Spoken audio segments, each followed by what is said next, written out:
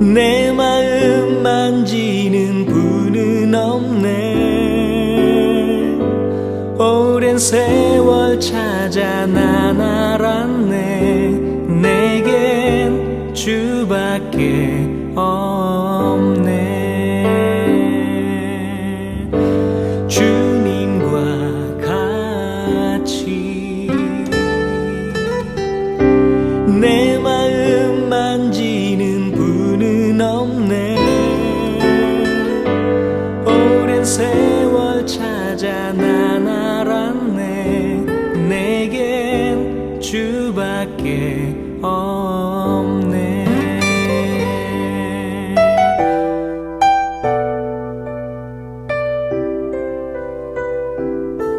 주 잠이 강같이 흐르고 주 손길 치료하네. 고통받는 자녀 품으시니 주밖에 없네. 주님과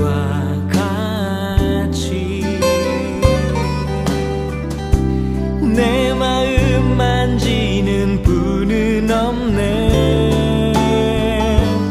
오랜 세월 찾아 난 알았네. 내겐 주밖에 없네.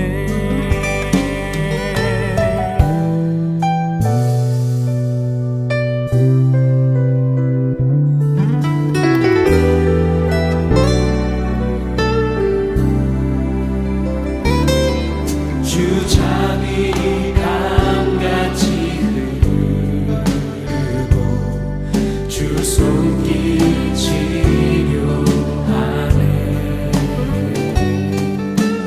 고통받는 자녀 품으시니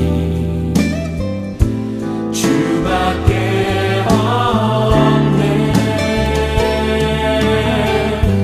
주님과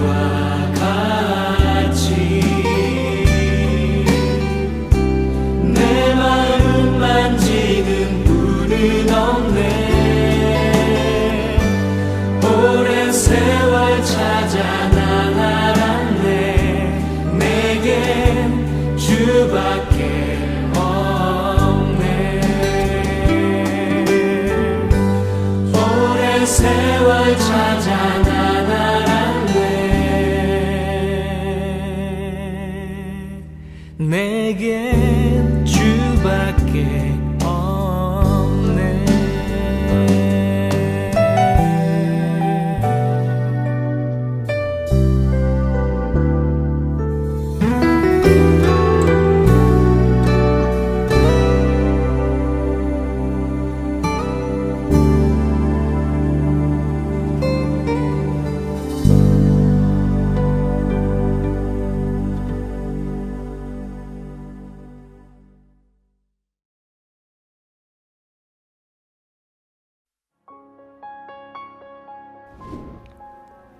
땅아, 내 피를 가리지 말라. 나의 부르짖음이 쉴 자리를 잡지 못하게 하라. 지금 나의 증인이 하늘에 계시고 나의 중보자가 높은 데 계시니라. 나의 친구는 나를 조롱하고 내 눈은 하나님을 향하여 눈물을 흘리니 사람과 하나님 사이에와 인자와 그 이웃 사이에 중재하시기를 원하노니 수년이 지나면 나는 돌아오지 못할 길로 갈 것임이니라. 나의 기운이 쇠하였으며 나의 날이 다하였고 무덤이 나를 위하여 준비되었구나.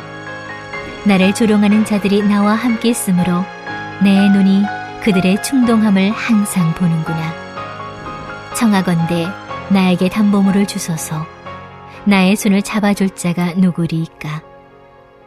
주께서 그들의 마음을 가리어 깨닫지 못하게 하셨사오니 그들을 높이지 마소서. 보상을 얻으려고 친구를 비난하는 자는 그의 자손들의 눈이 멀게 되리라. 아멘. 할렐루야. 사랑하는 우리 귀한 성도 여러분, 주님의 이름으로 사랑하고 축복합니다. 오늘 또한 하나님의 크신 사랑에서 주님만을 만나며 또한 주님께 찬양드리며 또한 오늘 하루도 주님의 은혜 안에서 살아가는 저와 여러분들이 되시기를 바랍니다. 여러분, 우리가 시련 속에서 외치는 탄식은 사람들을 향할 때도 있지만 궁극적으로 하늘에 계신 하나님을 향해야 합니다. 왜냐하면 사람들의 이해와 공감은 한계가 있지만 모든 것을 아시는 하나님은 이해와 공감을 무한하기 때문입니다. 그래서 욥은 시선을 하나님께 돌려 그분께 도움을 구했습니다. 오직 하나님만이 자신을 회복시킬 수 있다고 믿었기 때문이죠. 그는 하나님께 증인이요 중보자가 되어 주시기를 구했으며 자신을 위한 담보를 제공하는 보증인이 되어달라고 하나님께 간구했습니다. 욥은 정말 간절한 심정으로 불을 지셨습니다. 성도 여러분, 욥이 시련 중에 찾고 의지했던 하나님은 과연 어떤 분인지 오늘 본문을 통해서 저와 여러분들이 은혜를 받는 복된 시간이 되시기를 바랍니다.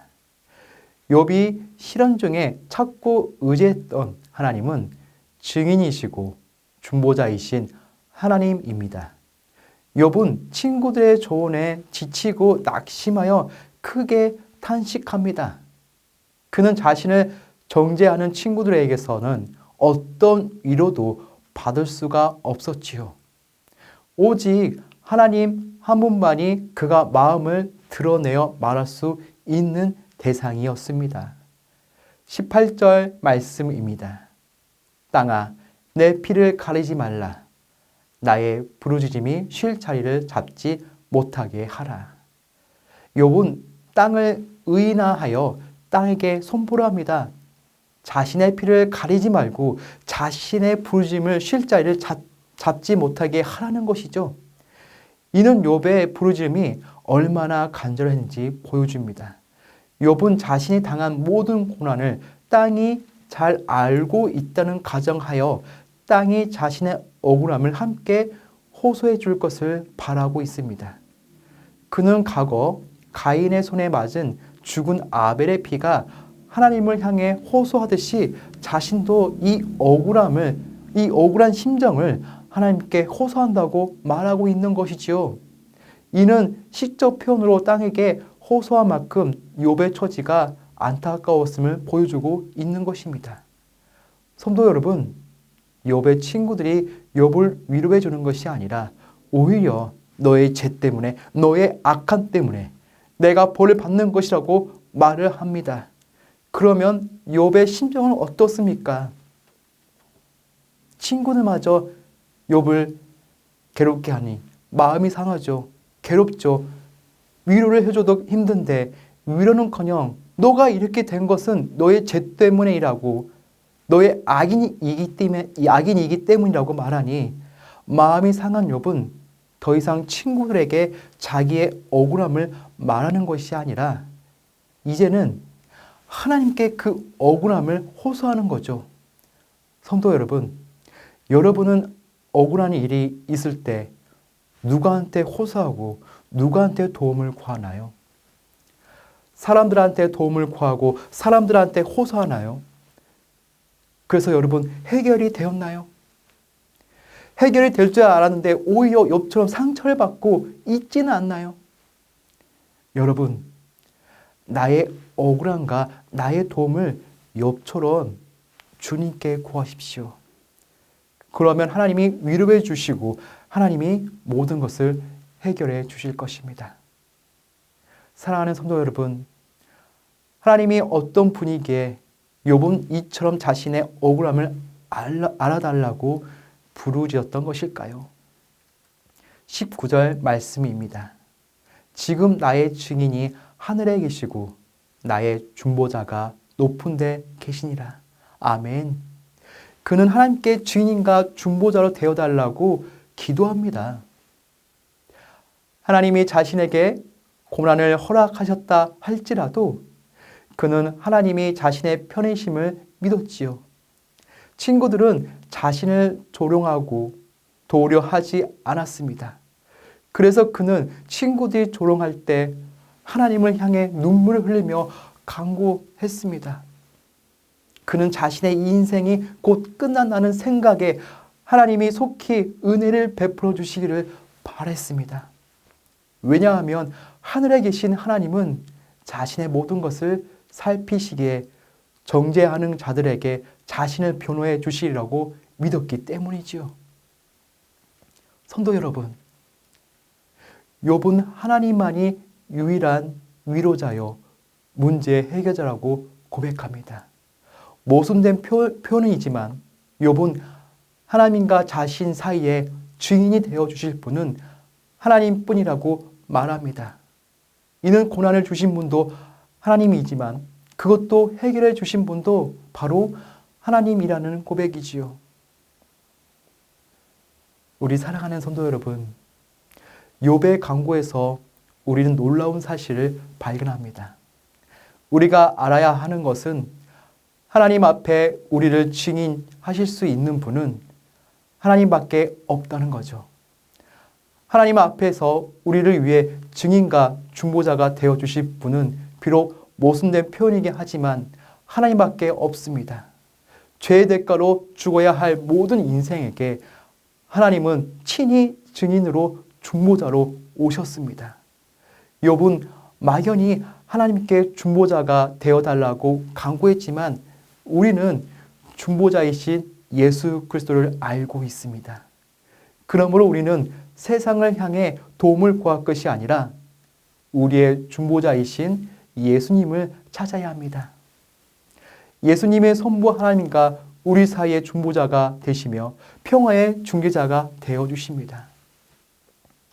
그러니 여러분, 우리도 힘든 일을 당하고 가까운 사람들에게 상처받을 때가 있지 않습니까? 이럴 때 우리는 욥과 같이 우리의 증인 되시는 하나님께 나아가 마음을 내려놓고 간절히 기도해야 합니다. 하나님은 우리의 억울한 모든 사정을 아시며 해결해 주시는 아버지가 되실 뿐 아니라 우리의 호소를 들으시고 기꺼이 우리의 증인이 되어 주시기 때문입니다. 그러니 성도 여러분, 중보자이신 하나님께 간절히 기도하며 우리의 모든 것을 해결해 주시는 온전히 찾는 저와 여러분들이 되시기를 바랍니다. 두 번째로 욥이 시련 중에 찾고 의지했던 하나님은 보증이신 하나님입니다. 하나님이 자신의 억울함을 풀어줄 증인과 중보자가 되어주시라고 기대하며 욥은 하나님께 간절히 기도하고 있습니다. 17장 1절 말씀입니다. 나의 기운이 쇠하였으며 나의 날이 다하였고 무덤이 나를 위하여 준비되었구나. 아멘. 특별히 욥은 자신의 생명이 얼마 남지 않았다는 사실을 언급하면서 자신의 간절함을 다시 한번 드러내고 있습니다. 그의 간구가 더 간절했던 이유는 자신을 둘러싼 친구들로부터 고통을 당하고 있었기 때문이죠. 욥의 친구들은 고난 속에 있는 욥을 전제하며 회개를 강요했습니다. 욥은 완전히 무력해져 있었기에 일어나 뉘우치라고 하는 친구들의 조언은 그에게 도움은커녕 조롱이 되었습니다. 세 친구는 저마다 자신의 지혜와 지식의 자부심을 가지고 있었지만 실상 그들이 어리석고 무지하며 무자비한 이들이었습니다. 그러나 욥은 이들의 말에 휘둘리지 않았습니다. 자신의 인생에 얼마나 남지 않았다는 생각에 그의 기도는 더더욱 간절했습니다. 욥은 하나님께 매우 구체적으로 기도했습니다. 3절 말씀입니다. 청하건대 나에게 담보물을 주소서. 나의 손을 잡아줄 자가 누구리이까? 성도 여러분, 욥이 말하지 않습니까? 나의 손을 잡아줄 자가 누구입니까? 제 친구입니까? 제 가족입니까? 아니면 주위의 사람들입니까? 아니요. 주님밖에 없습니다. 주님밖에 없습니다. 그러니 주님, 친히 나를 위해 담보물을 주십시오. 이렇게 간절한 마음으로 주님께 고백하고 있지 않습니까? 그는 하나님께 담보물을 달라고 그 간절한 마음으로 말합니다. 앞서 하나님께 증인이시고 중보자가 되어주실 것을 강구했던 욥이 여기서는 하나님이 친히 보증인이 되어 담보물을 주실 것을 요구하고 있습니다. 욥에게는 그의 모든 연약함을 대신 감당해 줄 보증인이 필요했습니다. 또 보증인이신 하나님이 제공할 담보물이 필요했던 거죠. 한마디로 말하자면 욥은 하나님께 자신의 보증이 되어 달라는 뜻입니다. 하나님밖에 없다는 뜻이죠. 성도 여러분, 우리는 언제 보증을 필요로 합니까? 우리가 빚을 스스로 해결하지 못할 때입니다. 욥은 자기 몸 하나 지탱할 힘이 남아 있지 않다고 느꼈습니다. 그는 자신이 시련 속에서 곧 죽음을 맞이할 가련하고 보잘것없는 존재라고 생각했죠. 동시에 하나님이 자신을 공격하고 사냥한다고 생각도 했습니다. 마치 무자비한 채권자처럼 자신을 괴롭힌다고 여긴 것입니다. 따라서 보증이 되어 달라는 표현은 앞달락의 강구와 같이 모순된 표현입니다. 채권자인 하나님에게서 벗어나도록 하나님이 보증이 되어 달라는 말이기 때문입니다. 성도 중에는 하나님이 무고한 자신을 괴롭히신다고 생각하여 믿음을 버리는 이들이 있습니다. 그러나 여러분, 하나님이 채권자처럼 우리를 괴롭히는 듯이 느껴지는 상황에서도 우리가 믿음을 잊지 않았으면 좋겠습니다. 고난에서 구원해 주실 분은 하나님뿐이기 때문입니다. 비록 그 고난을 허락하신 이가 하나님이라 하더라도 말입니다. 하나님은 이미 우리의 보증이 되어 주셨습니다. 당신의 독생자인 예수님까지 우리 죄를 위한 대가로 내어주셨기 때문입니다. 그러므로 우리는 어떤 문제에 시달리고 있든지 그 문제를 하나님께 기도로 아뢰어야 합니다. 왜냐하면 하나님이 우리의 신음과 탄식을 듣고 계시며 이미 가장 근본적인 문제인지를 해결해 주시기 때문입니다. 성도 여러분, 고난 중에 우리가 찾아야 하는 분은 오직 하나님이십니다. 증인이시고 중보자이신 하나님이시요 보증이신 바로 하나님이십니다. 하나님은 우리의 억울한 상황을 아시면서 또한 문제를 해결할 수 있는 전능하신 분이십니다. 모든 상황 가운데 우리가 하나님을 의지한다면 우리를 사랑하시는 하나님을 더 깊이 알아가게 될 것입니다. 그리고 그분의 구원으로 인해 마침내 독수리같이 새 힘을 얻어 힘차게 비상할 것입니다. 그러니 여러분, 이 시간 우리의 모든 문제를 주님께 내려놓고 주님만 바라보며 오늘 하루도 주님의 성령 안에서 주님과 동행하며 복된 하루가 되기를 주님의 이름으로 간절히 축원합니다. 우리 다 같이 기도하는 시간을 가지겠습니다. 우리 첫 번째로 제 생각과 경험에 의지해서 남을 판단했던 성급함을 용서해 주셔서 하나님의 말씀만을 의지하고 하나님의 은혜 가운데 거할 수 있도록 저를 깨뜨리사 새롭게 하소서.